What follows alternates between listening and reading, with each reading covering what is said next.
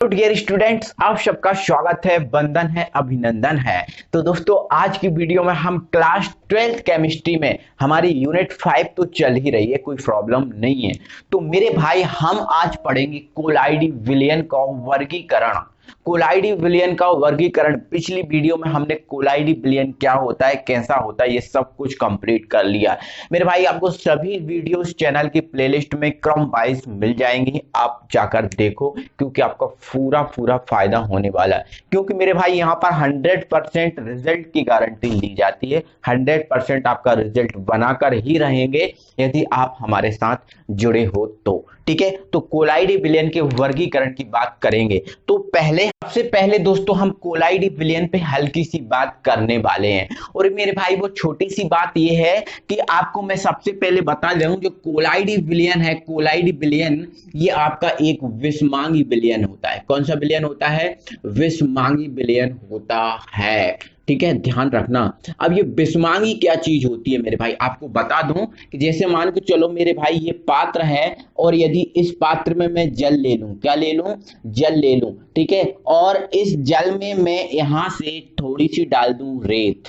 क्या डाल दूं? थोड़ी सी रेत। यहां पर जो रेत है वो बिले है। क्या है? बिले है। रेत आपकी क्या है? बिले है। ठीक है, तो मैं आपको देखूं कि जो रेत है, रेत को मैं, जो बिले है, उस रेत को मैं अलग फिर कर सकता हूं। देखो, मैंने जल के साथ मिला दिया, मिल गई रेत। और क्या मैं रेत को फिर से अलग कर सकता हूं? बिल्कुल कर सकता हूं, है ना। तो मेरे भाई, जिसमें विलेय पदार्थ की मात्रा को अलग कर सकते हैं, जिसमें विलेय पदार्थ की मात्रा को अलग किया जा सकता है, वह विलयन आपका होता है विषमांगी विलयन। कौन सा विलयन होता है? विषमांगी विलयन होता है। मेरे भाई, इसमें जो विलेय होता है वो बिलाई के साथ अच्छे से नहीं घुलता, अच्छे से नहीं मिलता। ठीक है, तो ध्यान रखना है, ये आपका विषमांगी विलयन होता है। और ये मेरे भाई, ऐसा विषमांगी विलयन होता है जिसमें जो विलायक होता है, उस विलायक के कणों के आकार जो होता है 1 नैनोमीटर से 100 नैनोमीटर के मध्य होता है। 1 नैनोमीटर से 100 नैनोमीटर के मध्य, मतलब 10⁻⁹ मीटर से, सॉरी 10⁻⁹ मीटर से 10⁻⁻7 मीटर तक इसके कणों का आकार होता है। सेंटीमीटर में देखें तो 10⁻⁷ सेंटीमीटर से 10⁻⁵ सेंटीमीटर तक। क्लियर है? ठीक है, इसके जो कण होते हैं, इनके जो कण होते हैं वो फिल्टर पेपर को तो पार कर जाते हैं, लेकिन जंतु झिल्ली को पार नहीं कर पाते। ये इनके कण कभी सतह पर नहीं बैठे, कंटिन्यू इनके कण जो है ना वो गति करते रहते हैं। ठीक है, और आपको मैं बता देता हूं, जो कोलाइडी विलयन होता है वो अर्ध पारदर्शक होता है। मतलब कोलाइडी विलयन यदि एक पात्र में भरा है तो उसके ऐसा नहीं कि उस पात्र के इस तरफ से उस तरफ हम नहीं देख सकते। ठीक है, इस तरफ से उस तरफ नहीं देख सकते। ठीक है, आधा दिखता है हमें और आधा उस पार हमें नहीं दिखता, इसलिए हम इसे बोलते हैं अर्ध पारदर्शक। सब चीजें हम पिछली वीडियो में अच्छे से समझ चुके थे मेरे भाई। ठीक है, चलो, तो अब मेरे भाई, हम कोलाइडी जो विलयन है इसका वर्गीकरण करने वाले हैं। ठीक है, कोलाइडी विलयन का वर्गीकरण करने से पहले कुछ चीजों को आपको समझना पड़ेगा। जैसे आपको मेरे भाई पता है, जो विलयन होता है, क्या होता है? विलयन होता है। विलयन 2 प्रकार के पदार्थों से मिलकर बना होता है, जिसमें एक होता है आपका विलेय और दूसरा आपका होता है विलायक। दूसरा आपका क्या होता है? विलायक।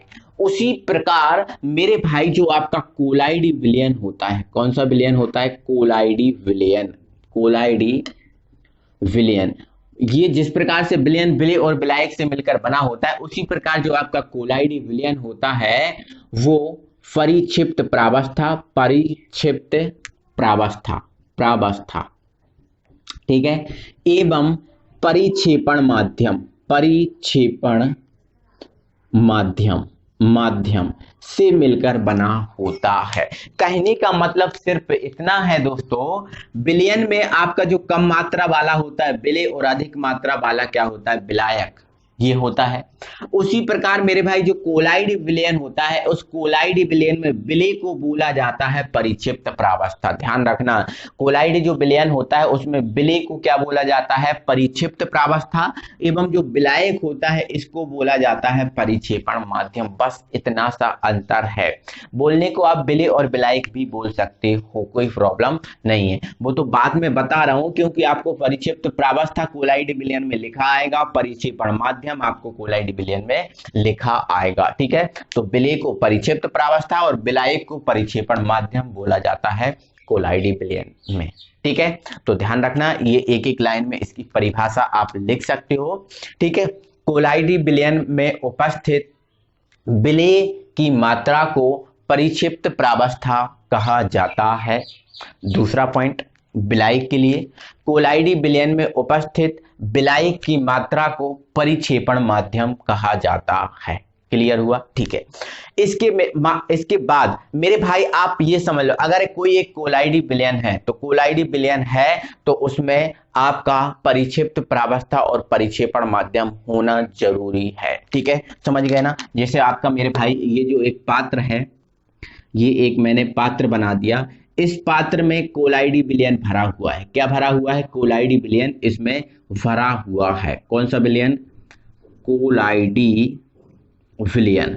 अब इस पात्र में यदि कोलाइड विलयन भरा हुआ है तो सिंपल सी बात है कि इसमें विलय और विलायक होगा, विलय और विलायक होगा। बट यहां पर कोलाइड विलयन में जो विलय होता है उसे हम बोलते हैं परिक्षिप्त प्रावस्था, परिक्षिप्त प्रावस्था, और जो विलायक होता है उसे हम बोलते हैं परिक्षेपण माध्यम, परिक्षेपण माध्यम। सिंपल सी बात है, हम बोलते हैं, कोई दिक्कत नहीं है। मतलब कोलाइड विलयन है तो उसमें परिक्षिप्त प्रावस्था भी होगी और परिक्षेपण माध्यम भी होगा। ठीक है, तो मेरे भाई मैं कहने वाला ये था कि कोलाइड विलयन में उपस्थित परिक्षिप्त प्रावस्था और परिक्षेपण माध्यम, इन दोनों को अलग अलग करना।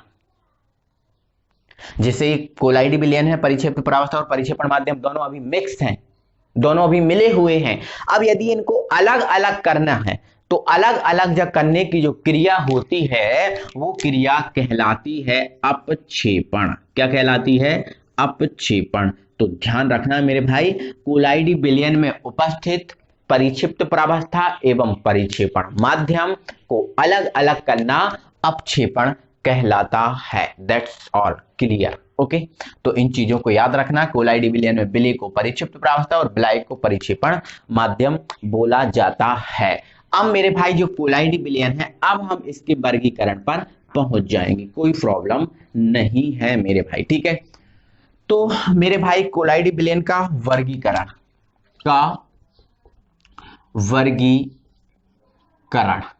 वर्गीकरण ठीक है, तो मेरे भाई जो कोलाइड विलयन है, इस कोलाइड विलयन का वर्गीकरण हम 3 प्रकार से करते हैं। कितने प्रकार से करते हैं? 3 प्रकार से, जिसमें मेरे भाई पहला हमारा है परिक्षिप्त प्रावस्था एवं परिक्षेपण माध्यम के मध्य अवस्था के आधार पर।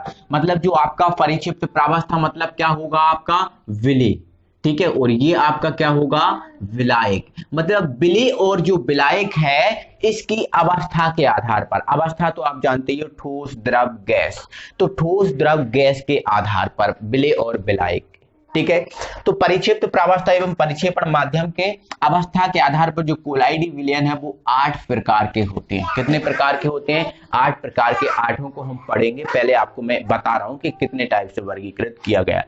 मेरे भाई जी जस्ट उसी टाइप से वर्गीकरण किया है जिस प्रकार से हमने विलयन में वर्गीकरण किया था। विलयन का अवस्था के आधार पर 9 प्रकार के थे ना कोलाइड विलयन, सॉरी विलयन 9 प्रकार के थे, उसी प्रकार से आपका ये कोलाइड विलयन है 8 प्रकार का। ठीक है, एक कौन सा नहीं होता वो भी आपको बताऊंगा। ठीक है, नेक्स्ट है परिक्षिप्त प्रावस्था मतलब विलय और परिक्षेपण माध्यम मतलब विलायक के मध्य आकर्षण बल के आधार पर। मतलब जो विलय है और विलायक है उनके मध्य आकर्षण बल ज्यादा होगा तो क्या होगा, कम होगा तो क्या होगा, तो आकर्षण बल के आधार पर ये कोलाइड विलयन है। तो इस आधार पर जो कोलाइड विलयन हमें पढ़ने हैं 2 प्रकार के, और परिक्षिप्त प्रावस्था के कणों के आधार पर, मतलब केवल जो विलय है इस विलय के कणों के आधार पर भी वर्गीकृत किया गया है, और इस आधार पर जो कोलाइडी विलयन है वो 3 प्रकार के होते हैं। तो इस टाइप से हमें टोटल कोलाइडी विलयन का वर्गीकरण करना है। तो जिसमें हम सबसे पहले पढ़ेंगे परिक्षिप्त प्रावस्था एवं परिक्षेपण माध्यम के मध्य अवस्था के आधार पर। आपको बता चुका हूं कितने प्रकार के हैं, 8 प्रकार के। तो मेरे भाई आपका जो परिक्षिप्त प्रावस्था और जो परिक्षेपण माध्यम है, इस आधार पर कोलाइडी विलयन 8 प्रकार के, ठीक है। ये मैंने पूरा वर्गीकरण कर दिया, मैं एक एक चीज को समझा रहा हूं, आप टेंशन मत लो, ठीक है। यहां पर आपका जो परिक्षिप्त प्रावस्था रहेगा, मतलब आपका ये विलेय रहेगा, यहां पर आपका रहेगा विलेय। और आप इतना तो जानते हैं जो विलेय होता है, विलेय की मात्रा होती है कम। यहां पर आपका जो रहेगा वो आपका रहेगा परिक्षेपण माध्यम, मतलब ये आपका रहेगा विलायक, मतलब अधिक मात्रा वाला पदार्थ रहेगा, यहाँ कम मात्रा वाला। यहाँ पर उस कोलाइडी विलयन जो अब इनको और इनको मिलाएंगे, मतलब विलेय और विलायक को मिलाएंगे, तो कौन सा कोलाइडी विलयन होगा, उसका क्या नाम होगा, ये चीज रहेगी। और यहाँ पर आपका रहेगा एग्जाम्पल, कि मतलब उसके एग्जाम्पल में क्या क्या आ सकता है, ये चीज है, ठीक है। तो मेरे भाई सबसे पहले आपको बता दे रहा हूं, देखो यहाँ पर गैस द्रव से कनेक्ट है डायरेक्ट। तो जो आपका गैस में जो कोलाइडी विलयन होता है, गैस में जो कोलाइडी विलयन होता है वो नहीं होता, इसलिए कोलाइडी विलयन 8 होते हैं, ठीक है। गैस में कोलाइडी विलयन नहीं होता, ये याद रखना, ठीक है। चलो, तो मेरे भाई जो गैस है, गैस का द्रव में कोलाइडी विलयन रहता है। गैस और द्रव, मतलब कम मात्रा में क्या हो गैस और अधिक मात्रा में क्या हो द्रव, तो गैस का द्रव में कोलाइडी विलयन रहता है। और गैस का द्रव में कोलाइडी विलयन रहता है जिसका एग्जाम्पल है झाग जानते हो मेरे भाई। आप बाल्टी लो, एक बकेट लो, उस बकेट में आप निरमा डाल दो, क्या डाल दो, निरमा। और निरमा डालकर उसको थोड़ा सा उसको हिलाओगे तो हम देखेंगे कि उसके ऊपर झाग बन जाएगा। क्या बन जाएगा, झाग बन जाएगा। अब वो जो झाग बना हुआ है, उस झाग में गैस की मात्रा होती है कम और जो द्रव होता है उसकी मात्रा होती है ज्यादा। जो झाग बनता है, बाल्टी में आप पानी भरा हो, उसमें निरमा या साबुन डाल देते हैं तो उसको हिलाते हैं तो उसके ऊपर झाग बनता है ना। तो उसमें क्या होता है, गैस की मात्रा कम और द्रव की मात्रा ज्यादा। या फिर आप ऐसा भी कर सकते हो मेरे भाई कि आप शैम्पू लगाते हो फिर या कोई साबुन लगाते हो, ठीक है, इस टाइप से, तो आपके देखते हो ऊपर आपके बालों पर झाग बन जाता है। तो वो झाग होता है, उसमें गैस की मात्रा कम, द्रव की मात्रा ज्यादा होती है ना। तो वो जो झाग है वो आपका एग्जाम्पल किसका है, गैस का द्रव में कोलाइडी विलयन, जिसका नाम है झाग, ठीक है। और ये इसका एग्जाम्पल क्या है, जल पर झाग, है ना, जल पर साबुन का झाग बोल सकते हैं, जल पर साबुन का झाग, निरमा का झाग, ऐसा भी इसमें हम लिख सकते हैं, ठीक है। चलो नेक्स्ट, गैस का ठोस में कोलाइड विलयन। जब आप गैस को ठोस में मिला दो, गैस को किसमें मिला दो, ठोस में मिला दो, तो कौन सा कोलाइडी विलयन बनने वाला है, वो चीज आप देख रहे हो, ठीक है। चलो, तो गैस को यदि मेरे भाई हम ठोस में मिला देंगे तो आपका बनेगा जो कोलाइडी विलयन, उसका नाम होगा ठोस फैन। क्या बनेगा, ठोस फैन। अक्सर मेरे भाई आपने देखा है केक आपने खाया होगा, डबल रोटी आपने खाई होगी, ब्रेड आपने खाई होगी। मेरे भाई जो केक होता है, केक के ऊपर एक क्रीम लगी होती है, क्या होती है, क्रीम। जो क्रीम होती है वो आपका गैस का ठोस में कोलाइडी विलयन होता है। ठोस तो वो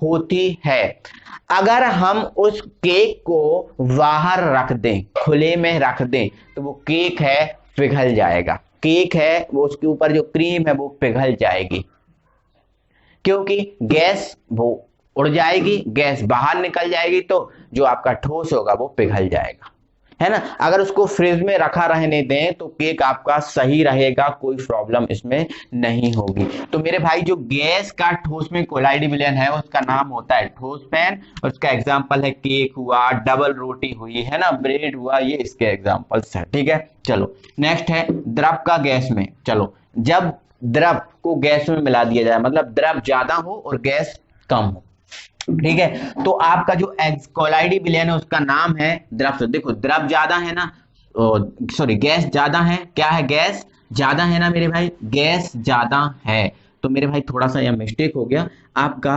गैस को इंग्लिश में क्या बोलते हैं? एयर। क्या बोलते हैं? एयर बोलते हैं। तो यहां से ये जो बनेगा वो एरोसॉल बनेगा। क्या बनेगा? एरोसॉल।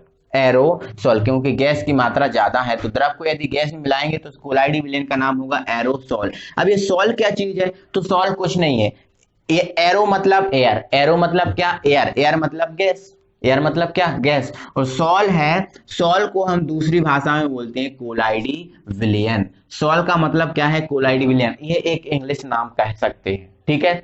सॉल, आज के बाद कोई पूछे सॉल क्या है तो बता देना सॉल क्या है? कोलाइडी विलयन, ठीक है। तो आप इसको ऐसा भी लिख सकते हो, एयर का कोलाइडी विलयन या गैस का कोलाइडी विलयन इसका नाम है। इसका एग्जाम्पल है कोहरा। जो आपका सर्दियों में कोहरा बनता है मेरे भाई, जो सर्दियों में जो कोहरा बनता है वो कोहरा, सर्दियों में बनने वाला जो कोहरा होता है वो कोहरा में द्रव की मात्रा कम होती है और गैस की मात्रा ज्यादा होती है। मतलब जब गैस पे द्रव की कम मात्रा आती है तो कोहरा बन जाता है, कोई प्रॉब्लम नहीं है, ठीक है। चलो, द्रव का द्रव में कोलाइडी विलयन, द्रव का द्रव में कोलाइडी विलयन का नाम है पायस। क्या है? पायस। और पायस क्या है? दूध। जो दूध होता है आप लोग खाते हो रोज, एक एक गिलास गटकते हो, वो वाला जो दूध है ना मेरे भाई, वो पायस है, पायस, ठीक है। तो ध्यान रखना दूध क्या है? पायस है, ठीक है। नेक्स्ट है द्रव का ठोस में कोलाइडी विलयन, एग्जांपल है जेल, है ना भाई। आप बालों को स्ट्रेट करना चाहते हो ना, बालों को स्ट्रेट करने के लिए एक जेल आती है, उस जेल को लगाते हो। वो जेल होती तो द्रव है, वो जेल होती तो द्रव है, लेकिन बालों पर लगा देते हो तो वो ठोस हो जाती है और बाल आप जैसे करना चाहते हो वैसे हो जाते हैं ना मेरे भाई, हो जाते हैं, तो वो जेल है। क्या है? जेल। इसके एग्जाम्पल में आता है दही और मक्खन। दही और जो मक्खन होता है वो द्रव होता है। कैसा होता है? द्रव होता है, ठीक है, द्रव होता है ना मेरे भाई। अगर बालों पे लगा दें तो वो आपका ठोस में चेंज हो जाता है। किस में चेंज हो जाता है? ठोस में। या फिर आप ऐसा कहें कि मेरे भाई जब द्रव पदार्थ और ठोस पदार्थ मिलता है तो बनता है जेल, जिसका एग्जाम्पल क्या है? जेल का दही और मक्खन, ठीक है।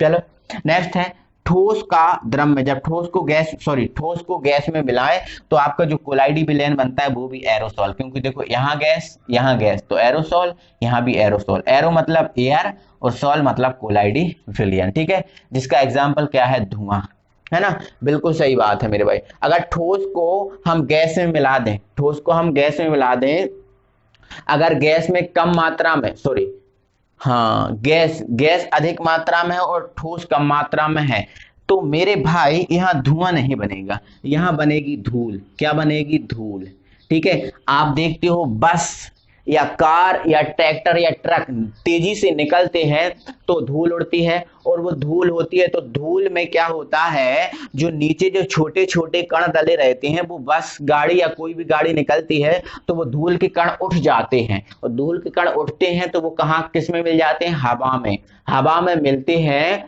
तो वो बन जाती है धूल। धूल क्या है?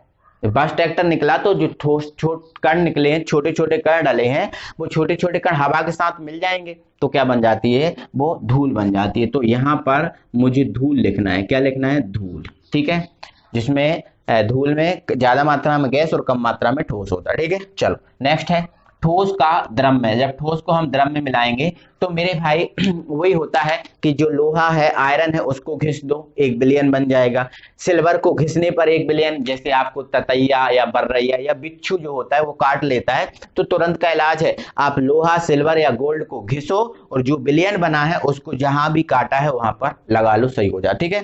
तो iron, nickel, silver, gold Au है, ये Au है, ठीक है, का जल में विलयन, ठीक है। चलो, नेक्स्ट है ठोस का ठोस में, तो इसका नाम है द्रव सॉल और इसका नाम क्या है? ठोस सॉल, ठीक है। तो इसका नाम पता ही है, मिश्र धातु। जब ठोस में ठोस को मिलाते हैं तो मिश्र धातु प्राप्त होती है, ठीक है। तो परिक्षेप्त प्रावस्था और परिक्षेपण माध्यम के आधार पर ये हमारे कोलाइडी विलयन हुए। आई होप कि आपको समझ में आए होंगे मेरे भाई, कोई प्रॉब्लम नहीं है, ठीक है। चलो आगे बढ़ते हैं मेरे भाई। तो मेरे भाई अब आपका जो दूसरा कोलाइडी विलयन का वर्गीकरण किया गया है वो किया गया है परिक्षिप्त प्रावस्था और परिक्षेपण माध्यम के मध्य आकर्षण बल के आधार पर, ठीक है। अगर इनके मध्य विलेय और विलायक के मध्य आकर्षण बल ज्यादा है तो क्या, कम है तो क्या, उस आधार पर कोलाइडी विलयन कितने प्रकार के। ठीक है, तो मेरे भाई जो इस आधार पर जो कोलाइडी विलयन है वो आपके दो ही प्रकार के होते हैं, जिसमें आपका पहला है द्रव स्नेही कोलाइड। द्रव स्नेही कोलाइड, द्रव स्नेही कोलाइड है ना। अब स्नेही का मतलब तो जानते हो मेरे भाई, स्नेह करना, प्यार करना, स्नेह करना, प्यार करना। मेरे भाई जो कोलाइड, जो पदार्थ द्रव से प्यार करते हैं, द्रव से स्नेह करते हैं, उन्हें हम बोलेंगे द्रव स्नेही कोलाइड। ठीक है, चलो सेकंड है हमारा द्रव विरोधी कोलाइड। द्रव विरोधी, द्रव विरोधी कोलाइड, द्रव विरोधी कोलाइड मतलब जो द्रव से विरोध करते हैं, द्रव से प्यार नहीं करते, द्रव से क्या करते हैं, द्रव का विरोध करते हैं, द्रव से हेट करते हैं, नफरत करते हैं, उन्हें बोलेंगे द्रव विरोधी। जो द्रव से प्यार करते हैं द्रव स्नेही। आप समझदार हो ना मेरे भाई, ठीक है, चलो समझते हैं। द्रव स्नेही कोलाइड, मेरे भाई जो द्रव स्नेही कोलाइड है, ये एक ऐसी कोलाइड होते हैं जिनमें परिक्षिप्त प्रावस्था, परिक्षिप्त प्रावस्था, परिक्षिप्त प्रावस्था एवं परिक्षेपण माध्यम, परिक्षेपण माध्यम, परिक्षिप्त प्रावस्था और परिक्षेपण माध्यम के मध्य तीव्र आकर्षण होता है। द्रव स्नेही कोलाइड पे बात कर रहा हूं मेरे भाई। जो द्रव स्नेही कोलाइड होता है, ये एक ऐसा कोलाइड होता है जिसमें परिक्षिप्त प्रावस्था और जो परिक्षेपण माध्यम होता है। मतलब कहने का ये है कि जो विलेय, क्या विलेय और क्या विलायक, और क्या विलायक, मतलब जो विलेय और विलायक होता है, इनके मध्य तीव्र आकर्षण होता है, बहुत ज्यादा आकर्षण होता है, जिससे क्या होगा, ये शीघ्रता से ही, आसानी से आपस में मिलेंगे और तुरंत कोलाइडी विलयन का निर्माण कर लेंगे, तुरंत कोलाइडी विलयन का निर्माण कर लेंगे। ठीक है, तो ध्यान रखना कि ऐसे द्रव स्नेही कोलाइड ऐसे कोलाइड होते हैं जिनमें परिक्षिप्त प्रावस्था और परिक्षेपण माध्यम के मध्य तीव्र आकर्षण बल होता है, तीव्र आकर्षण बल होता है। ठीक है, ये शीघ्रता से आपस में मिलते हैं दोनों और शीघ्रता से क्या बना लेंगे, कोलाइडी विलयन। इनमें टाइम नहीं लगेगा। ठीक है, जैसे कौन, जैसे आपका मेरे भाई उदाहरण पे बात करूं कि आपका जो गोंद हुआ, गोंद आप जानते हो, गिलो, गोंद आप जानते हो, गम गम नहीं जानते आप, जानते हो गोंद। ठीक है, गोंद को लगाने के, चिपकाने के लिए यूज किया जाता है वो गोंद। अगर उस गोंद को यदि हम जल में मिला दें, किस में मिला दें, जल में मिला दें, तो ये गोंद और जल आपस में मिलेंगे। देखो, गोंद आपका करेगा परिक्षिप्त प्रावस्था मतलब विलेय का काम, और आपका जो जल करेगा परिक्षेपण माध्यम मतलब विलायक का काम। ठीक है, तो दोनों को मिलाएंगे तो ये तुरंत ही आपस में मिलेंगे और कोलाइडी विलयन बना लेंगे। मतलब आपका ये द्रव स्नेही कोलाइड है। ठीक है, दूसरा स्टार्च, जो आलू में, चावल में होता है स्टार्च। ये स्टार्च को भी यदि हम जल के साथ मिलाएंगे तो ये स्टार्च भी जल के साथ शीघ्रता से कोलाइडी विलयन बना लेगा, तुरंत कोलाइडी विलयन बना लेगा। मतलब ये स्टार्च है, वो भी आपका द्रव स्नेही कोलाइड है, स्टार्च हुआ। ठीक है, चलो स्टार्च हो गया, आपका गोंद हो गया। इसके बाद और भी एग्जांपल पे बात करेंगे मेरे भाई, जैसे आपका जिलेटिन, जिलेटिन एक जिलेटिन नाम का पदार्थ होता है, जिलेटिन। ये जिलेटिन भी एक ऐसा पदार्थ होता है, वो भी जल के साथ शीघ्रता से कोलाइडी विलयन बना लेता है। ठीक है, इसके बाद एल्ब्यूमिन, एल्ब्यूमिन भी मेरे भाई एक ऐसा पदार्थ है। एल्ब्यूमिन मतलब जो अंडा होता है, अंडे का जो ऊपर सफेदी भाग होता है वो सफेदी वाला भाग, और अंदर उसके होता है पीला भाग, पीला भाग होता है प्रोटीन, सफेदी होता है एल्ब्यूमिन। तो ये एल्ब्यूमिन भी जल के साथ शीघ्रता से कोलाइडी विलयन बना लेता है। मतलब ये जो आपके हैं मेरे भाई वो द्रव स्नेही कोलाइड है, क्योंकि ये जल के साथ शीघ्रता से कोलाइडी विलयन बना लेते हैं। कोई दिक्कत? ठीक है, कोई प्रॉब्लम? कोई दिक्कत नहीं। इस पे मैं और बात करूंगा, बट मैं पहले इस पे बात कर रहा हूं थोड़ी सी। ठीक है, चलो, तो मेरे भाई जो द्रव विरोधी कोलाइड होते हैं, ऐसे कोलाइड होते हैं जिनमें परिक्षिप्त प्रावस्था, परिक्षिप्त प्रावस्था और परिक्षेपण माध्यम की मध्य आकर्षण बल बहुत नगण्य होता है। आकर्षण बल बहुत नगण्य होता है, मतलब ऐसे विलयन जिसमें परिक्षिप्त प्रावस्था और परिक्षेपण के माध्यम के मध्य आकर्षण बल बहुत कम होता है और आपस में मिलने के बाद ये शीघ्रता से कोलाइडी विलयन नहीं बनाते। ये देखो, ये शीघ्रता से कोलाइडी विलयन बना लेते हैं क्योंकि तीव्र आकर्षण बल होता है और इनमें जो आकर्षण बल होता है वो आकर्षण बल कम होता है, इसलिए शीघ्रता से कोलाइडी विलयन नहीं बनाते, शीघ्रता से ये विलयन नहीं बनाते। ध्यान रखना। अब मेरे भाई एग्जाम्पल पे बात करूं यदि मैं जो आयरन है, क्या है, आयरन है, आयरन के टुकड़े को जल में डाल दो, क्या लोहे का टुकड़ा, आयरन का टुकड़ा जल के साथ घुल जाएगा? नहीं घुलेगा। जब जल के साथ घुलेगा नहीं तो विलयन कैसे बनाएगा? बोलो, बनाएगा नहीं। तो जो आयरन है जल के साथ कोलाइड विलयन नहीं बनाएगा, मतलब ये आपका है द्रवरोधी कोलाइड।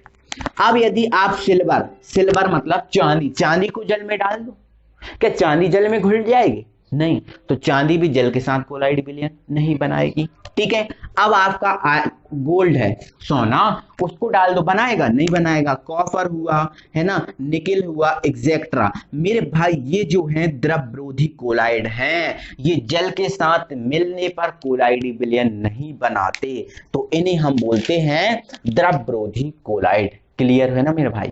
ये द्रवरोधी कोलाइड, तो ध्यान रखना इन चीजों को। द्रवरोधी कोलाइड शीघ्रता से कोलाइड विलयन नहीं बनाते, लेकिन द्रव स्नेही कोलाइड शीघ्रता से कोलाइड विलयन बना लेते हैं जल के साथ। ठीक है, चलो अब कुछ चीजों को याद, और मैं बोल रहा था ना, फिर से मैं वापस इस पे आऊंगा, तो वापस से इस पे आ रहा हूं। तो समझ गए हो, परिक्षिप्त प्रावस्था और परिक्षेपण के माध्यम के मध्य तीव्र आकर्षण बल होता है और ये शीघ्रता मिलते ही तुरंत कोलाइडी विलयन बना लेते हैं। ये इसके एग्जाम्पल।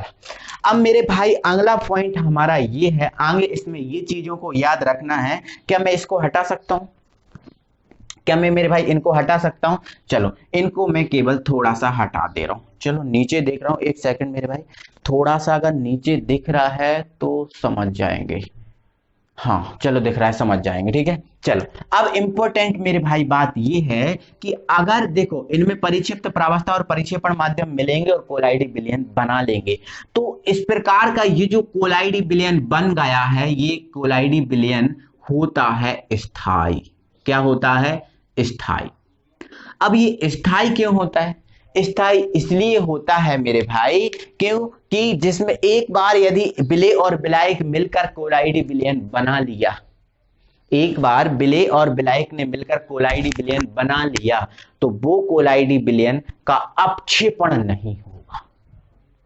अपक्षेपण नहीं होगा मतलब विलेय और विलायक अलग नहीं होंगे, मतलब परिक्षिप्त प्रावस्था और परिक्षेपण माध्यम अलग नहीं होंगे। मैंने पहले ही बता दिया, समझा दिया था। तो इसलिए स्थायी होता है क्योंकि एक बार जब अपने कोलाइड विलयन बन गया तो फिर से इसका जो कोलाइड विलयन है वो टूटेगा नहीं। परिक्षिप्त प्रावस्था और परिक्षेपण माध्यम अलग नहीं किया जाएगा। अगर आपने किसी प्रकार से इस कोलाइड विलयन का, द्रव स्नेही कोलाइड विलयन का अपक्षेपण कर भी दिया, विलेय और विलायक अलग हो भी गए, तो ये फिर से मिलेंगे और कोलाइडी विलयन बना लेंगे। फिर से मिलकर ये कोलाइडी विलयन बना लेंगे। मतलब कहने का मतलब ये है कि ये जो आपका विलयन है वो स्थायी होता है, अपक्षेपण इसका नहीं होगा, और अपक्षेपण हो भी गया तो फिर से मिलेंगे और ये कोलाइडी विलयन बना लेंगे। मतलब ये फिर से कोलाइडी विलयन बना सकते हैं। अपक्षेपण हो गया एक बार और फिर से कोलाइडी विलयन बना सकते हैं। अपक्षेपण कोलाइड विलयन, अपक्षेपण कोलाइड विलयन बना रहे ना, मतलब ये दोनों क्रम में चल रहा है, आगे की ओर भी चल रहा है, पीछे की ओर भी, और जो दोनों क्रम में अभिक्रिया, दोनों दिशाओं में अभिक्रिया चलती है उसे हम बोलते हैं उत्क्रमणीय। क्या बोलते हैं? उत्क्रमणीय। और ये उत्क्रमणीय का काम कर रहा है, मतलब ये जो द्रव स्नेही कोलाइड होते हैं वो उत्क्रमणीय होते हैं, उत्क्रमणीय होते हैं। क्लियर? द्रव्य स्नेही कोलाइड कैसे होते हैं? उत्क्रमणीय। क्लियर हो गया? चलो कोई दिक्कत नहीं है।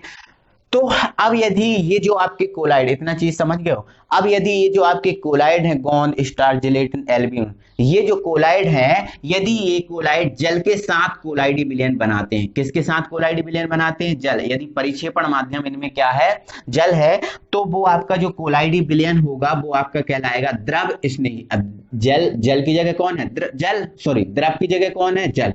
जो द्रव है उसकी जगह कौन है? जल। तो वो कहलाएगा जल स्नेही कोलाइड डी विलयन, जल स्नेही कोलाइडी विलयन। और जल स्नेही जो कोलाइडी विलयन होता है मेरे भाई, उसको हम बोलते हैं हाइड्रोसॉल।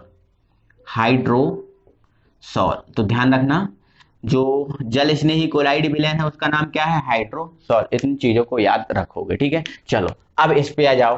तो ये जो मेरे भाई द्रव स्नेही कोलाइड, द्रव विरोधी कोलाइडी विलयन होता है, ये जो होता है अस्थायी होता है। कैसा होता है? अस्थायी। अस्थायी। अब अस्थायी क्यों होता है? क्योंकि आपको पता है परिक्षिप्त प्रावस्था और परिक्षेपण माध्यम के मध्य कम आकर्षण बल होता है। कौन सा? कम आकर्षण बल होता है इन दोनों के मध्य। अब कम आकर्षण बल होता है तो शीघ्रता से कोलाइडी विलयन बनाएंगे नहीं, शीघ्रता से कोलाइडी विलयन बनाएंगे नहीं। लेकिन अगर किसी प्रकार से इनने कोलाइडी विलयन बना भी लिया, तो जैसे ही हम इसमें कोई विद्युत अपघट्य डालेंगे तो विद्युत अपघट्य डालने पर इनका अपक्षेपण हो जाएगा।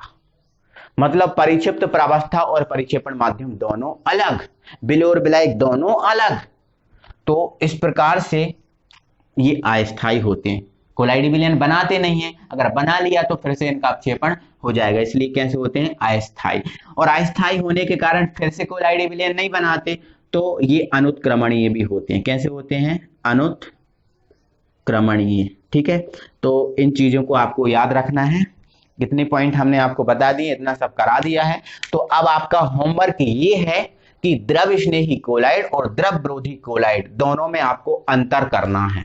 द्रव स्नेही और जो द्रव विरोधी आपको कोलाइडी विलयन बताया है ना, इनमें आपको क्या करना है? अंतर करना है।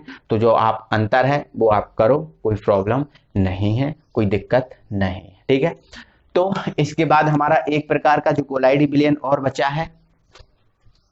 तो तीसरा हमारा कोलाइडी विलयन का वर्गीकरण है मेरे भाई, परिक्षिप्त प्रावस्था, मतलब विलेय के कणों के आधार पर। तो कणों के आधार पर अगर देखा जाए, केवल हम यहाँ पर विलेय के कणों को देखकर कोलाइडी विलयन का वर्गीकरण करेंगे। तो इस आधार पर कोलाइडी विलयन हमारे 3 प्रकार के होते हैं। कितने प्रकार के? 3। जिसमें हमारा है पहला बहु आणविक कोलाइड। देखो बहु आणविक, बहु का मतलब क्या होता है? एक से ज्यादा। एक से ज्यादा मतलब जब एक से ज्यादा आणविक मतलब अणु मिलेंगे तो ये जो आपका कोलाइड है वो बनेगा। एक से ज्यादा अणु मिलेंगे तो ये वाला कोलाइड बनेगा, सिंपल सी बात है। ठीक है, वृहद आणविक मतलब बड़े अणु वाले। वृहद आणविक, वृहद का मतलब बड़ा होता है ना, तो बड़े अणु वाले। ठीक है, और तीसरा है हमारा संगुणित, मतलब संगुणन। जब अणु आपस में संगुणित होंगे, मिलेंगे, संगुणित का मतलब होता है मिलना, तो मिलके जो बनेंगे वो संगुणित कोलाइड। ठीक है, चलो, तो ये बहुआण्विक है, एक से ज्यादा अणु परमाणु जब मिलेंगे तो ये वाला कोलाइड बनेगा। तो इसकी सिंपल सी परिभाषा है, ये परमाणु या अणु के संयुक्त होने से, मिलने से बनते हैं। ठीक है, अब ये बृहद है, खुद ही बड़े हैं, तो ये स्वयं ही बड़े आकार के होते हैं, सिंपल, कोई दिक्कत नहीं है। अब संगुणित की बात है, तो संगुणित का मेरे भाई जो कोलाइड है वो साबुन है। आप जो साबुन है, साबुन को यदि जल में कम मात्रा में घोलो, एक बाल्टी आप पानी ले लो, उसमें इतनी सी साबुन डाल दो, क्या वो इतनी सी साबुन उस एक बाल्टी पानी में, एक बकेट पानी में क्या झाग बनाएगी? नहीं बनाएगी, नहीं बनाएगी। जब झाग नहीं बनाएगी तो वो कोलाइडी विलयन नहीं होगा। केवल कम मात्रा में घोलोगे अगर उस साबुन को, तो वो साबुन और जो जल का विलयन बना है वो एक सामान्य विलयन बनेगा। कौन सा विलयन बनेगा? सामान्य विलयन बनेगा। लेकिन अगर उसी साबुन को एक बाल्टी जल में आप ज्यादा मात्रा में घोल दो, पूरी की पूरी एक साबुन जो है वो पूरी एक साबुन उस जल में घोल दो, तो वो साबुन उस जल के ऊपर एक झाग बना लेगी, और झाग होता है आपका कोलाइडी विलयन, है ना। तो ध्यान रखना मेरे भाई, जो संगुणित कोलाइड है एक ऐसा कोलाइड है जो कम सांद्रता पर, मतलब अगर कम घोलोगे, कम मात्रा में मिलाओगे तो वो एक सामान्य विलयन बनाएगा। कौन सा विलयन बनाएगा? सामान्य विलयन। लेकिन अगर उसी कि आप ज्यादा मात्रा मिला दो, अधिक मात्रा या अधिक सांद्रता पर वो कोलाइडी अधिक मात्रा मिला दो तो वो झाग बना लेगा और झाग है आपका कोलाइडी विलयन। सिंपल है, कोई दिक्कत, ठीक है। अब बहुआण्विक कोलाइड में जो अणु और परमाणु होते हैं उनके मध्य दुर्बल बंध होता है। कौन सा बंध होता है? दुर्बल बंध। लेकिन जो बृहद आणविक कोलाइड होते हैं ये स्वयं ही बड़े होते हैं और इनकी एक श्रृंखला बनती है। जैसे कार्बन की एक चेन बनती है, कार्बन की एक श्रृंखला बनती है, कार्बन की श्रृंखला बनती है, आप जानते हो इस टाइप से, सी सी फिर सी, इस टाइप से, है ना। तो इनकी भी एक श्रृंखला बनती है, एक सीरीज बनती है। तो वो सीरीज में खुद बड़े आकार के होते हैं और खुद बड़े प्रबल बंध द्वारा बंधे होते हैं, ठीक है। तो इनमें प्रबल बंध होता है और जो संगुणित कोलाइड हैं इनमें भी प्रबल बंध होता है ना, इनमें भी प्रबल बंध होता है। इसमें एक बार विलय को घोल दो तो फिर विलय को अलग नहीं कर सकते, ठीक है। चलो नेक्स्ट है, इनकी प्रकृति द्रवरोधी है। मतलब जो बहुआण्विक कोलाइड है, बहुआण्विक कोलाइड के ये एग्जांपल हैं, जैसे आयरन सिल्वर हुआ, आयरन हुआ, गोल्ड हुआ, निकेल हुआ, ये हैं। और इनको यदि हम जल में घोलेंगे तो ये शीघ्रता से कोलाइडी विलयन नहीं बना पाएंगे। अब भी हमने देखा कि ये कौन सी है? द्रवरोधी है। हमने देखा था, अब भी पढ़ा है, द्रवरोधी है। तो ये जब जल के साथ कोलाइडी विलयन बनाएंगे तो वो कोलाइडी विलयन द्रवरोधी कोलाइडी विलयन होगा, क्योंकि शीघ्रता से जल में नहीं घुलने वाले, ठीक है। तो इनकी प्रकृति द्रवरोधी होती है, ठीक है। बट जो इनकी प्रकृति है वो द्रव स्नेही, क्योंकि इसके एग्जांपल में स्टार्च, गोंद, जिलेटिन जो है ना वो चीजें इसमें आती हैं। तो इसकी प्रकृति द्रव स्नेही है। और जो इसकी जो प्रकृति देखो, जब कम सांद्रता में रहेगा तो वो देखो, आपको ये तो पता है जो साबुन है वो एक दुर्बल विद्युत अपघट है, ये तो आप जानते हो। साबुन क्या है? दुर्बल विद्युत अपघट है, आपने पहले पढ़ लिया। साबुन को जितना घुलना है उतना ही घुलेगा, उसके बाद साबुन नहीं घुलेगा। मतलब आप ये भी जानते हो साबुन अल्प विलेय लवण है, अल्प विलेय लवण है। जितना घुलना है उतना घुलेगा, उसके बाद नहीं घुलेगा। तो जितना घुलेगा वो तो जल के साथ कोलाइडी विलयन बना लेगा, जल के साथ विलयन बना लेगा, लेकिन फिर घुलेगा नहीं, फिर कोलाइडी विलयन इसका नहीं बन सकता, फिर इसका कोई भी विलयन नहीं बन सकता। जब तक ये घुलेगा जब तक तो विलयन बन जाएगा, लेकिन फिर ये घुलेगा नहीं तो कोलाइडी विलयन या कोई सा भी विलयन नहीं बनेगा, नहीं बनेगा ना। तो जब घुल रहा है तो द्रव स्नेही और जब नहीं घुलेगा तो द्रव विरोधी। मतलब इसकी जो प्रकृति है वो दोनों प्रकार की होती है, द्रव स्नेही भी और द्रव विरोधी भी, ठीक है। चलो इसके बाद एग्जाम्पल पर जो सिल्वर, आयरन, गोल्ड ये हैं, इसके एग्जाम्पल जो द्रव विरोधी हैं। लेकिन स्टार्च, गोंद, जिलेटिन जो जल के साथ मिल जाते हैं तो वो आपके द्रव स्नेही। तो ये 4th पॉइंट में हमने एग्जाम्पल लिखा है, इसमें भी एग्जाम्पल। और इसका एग्जाम्पल है साबुन। साबुन कम सांद्रता पर सामान्य विलयन, लेकिन अधिक सांद्रता पर कोलाइडी विलयन। तो ये कोलाइडी विलयन जो हमारा टोटली है वो फिनिश हो चुका है मेरे भाइयों, ठीक है। तो आई होप कि आपको इस समझ में आया होगा, कोई दिक्कत नहीं होगी। तो कोलाइडी विलयन का टोटल वर्गीकरण हम कर चुके हैं, कोई दिक्कत नहीं। अगली वीडियो जो हमारी होगी वो कोलाइडी विलयन की विशेषताएं, कोलाइडी विलयन गुण के साथ होगी, जैसे टेंडल प्रभाव हुआ, ब्राउनी गति हुई, इस टाइप का हमारी वीडियो रहेगी, जो एक इंपॉर्टेंट वीडियो है। इंपॉर्टेंट वीडियो हमारी ये भी है, आप अच्छे से कवर कीजिए। और मेरे भाई जो कोई वीडियो मिस होती है तो आप डायरेक्ट चैनल की प्लेलिस्ट में जाया करो और चैनल की प्लेलिस्ट में जाकर उन वीडियो को देख लिया करो, मिल जाती है, कोई दिक्कत नहीं, ठीक है। तो बस आज के लिए इतना ही, अगली वीडियो में फिर मिलेंगे, तब तक के लिए thank you very much, bye bye.